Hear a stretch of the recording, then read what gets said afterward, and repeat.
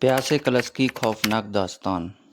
क्या आपने सुना है कि कोई मटका पानी की जगह इंसान का खून और उसकी नमी सोख सकता है? आज की कहानी राजस्थान के एक ऐसे ही शापित घड़े की है जिसे भूलकर भी मत छूना। राजस्थान के तपते धोरों के बीच एक गांव है, कुलधरा। कुलधरा के पास सूखापुर। यहाँ के लोग मिट्टी के बर्तनों की बहुत इज्जत करते हैं, लेकिन एक खास किस्म की मिट्टी जिसे रक्त मृदा कहते हैं, उससे सब दूर रहते हैं। माधव एक शहर से आया हुआ लड़का था जिसे पुरानी चीज़ें इकट्ठा करने का शौक था। एक सुनसान हवेली की खुदाई के दौरान उसे एक घड़ा मिला। वह घड़ा आम मटकों जैसा नहीं था, वह काला था। माधव ने उस घड़े को साफ किया और उसमें पानी भरकर अपने बिस्तर के पास रख दिया। रात के करीब 2 बजे थे। उसकी आंख खुली। उसे लगा जैसे कमरे में कोई बहुत जोर जोर से हाँफ रहा है। उसने टॉर्च जलाई तो देखा घड़ा बिल्कुल खाली था। माधव को लगा कि शायद घड़ा पुराना है और मिट्टी सारी पानी पी गई। उसने उसे फिर से भरा, लेकिन इस बार उसने गौर किया कि घड़े की काली सतह अब हल्की गुलाबी हो रही थी। माधव की तबीयत।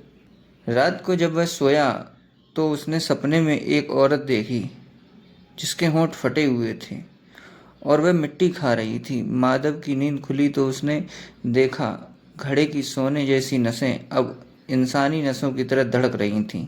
और सबसे डरावनी बात यह थी, कमरे की दीवारों पर जो सीलन थी वह सब गायब हो गई थी। घड़ा हवा से नमी खींच रहा था। अब माधव हिलने डुलने की हालत में भी नहीं था।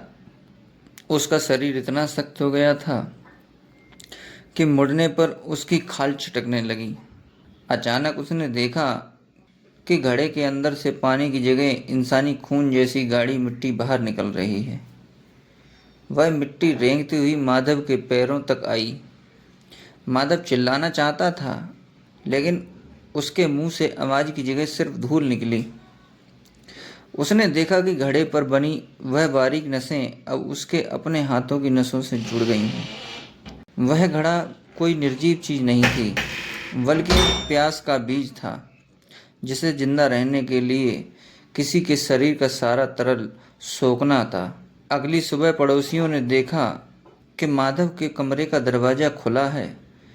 कमरे के बीचों बीच 2 मटके रखे हैं, एक वही पुराना काला मटका और उसके बगल में एक नया मटका जिसकी शक्ल और बनावट हूबहू मानव के चेहरे जैसी थी।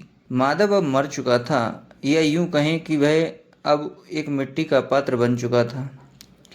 जब गांव के एक लड़के ने कौतूहल में उस माधव रूपी मटके को छुआ तो मटका गुनगुना था और उसके अंदर से धीमी सी आवाज़ आई, पानी, थोड़ा पानी।